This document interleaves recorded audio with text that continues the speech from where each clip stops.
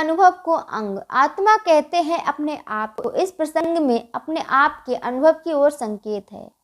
नर नारी के सुख को हंसी नहीं पहचान, त्यों ज्ञानी के सुख को अज्ञानी नहीं जान।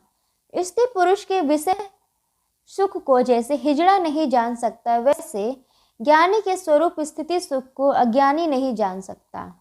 ज्ञानी उक्ति जनाइया को सुनि करे विचार, सूरदास की स्त्री का पर करे सिंगार। विवेकियों ने स्वरूप स्थिति की युक्ति तो जनाई, परंतु उसको सुनकर इन अविवेकियों से कौन विचार करे। सूरदास की स्त्री का श्रृंगार करना इसलिए व्यर्थ है कि सूरदास देखते ही नहीं है, फिर श्रृंगार में कौन मोहे। इसी प्रकार अविवेकी के सामने विवेक की बात कहना व्यर्थ होता है। ज्ञानी भूले ज्ञान कथी, निकट रहा जिन रूप, बाहिर खोजे बापुरे भीतर वस्तु अनूप। पास ही बल्कि अपने आप ही स्वस्वरूप को ना जानकर वाचिक ज्ञानी लोग ज्ञान कथन करके भूल गए।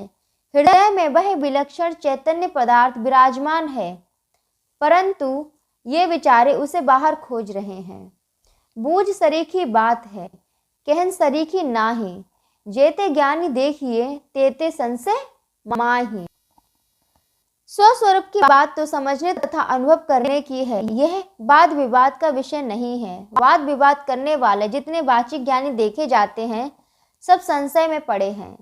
आत्म अनुभव जब भयो तब नहीं हर्ष विषाद, चित्रदीप संभय रहे तजिकर वाद विवाद। अपने आप सस्वरूप चैतन्य का जब अनुभव हो जाता है, तब हर्ष शोक नहीं रह जाते।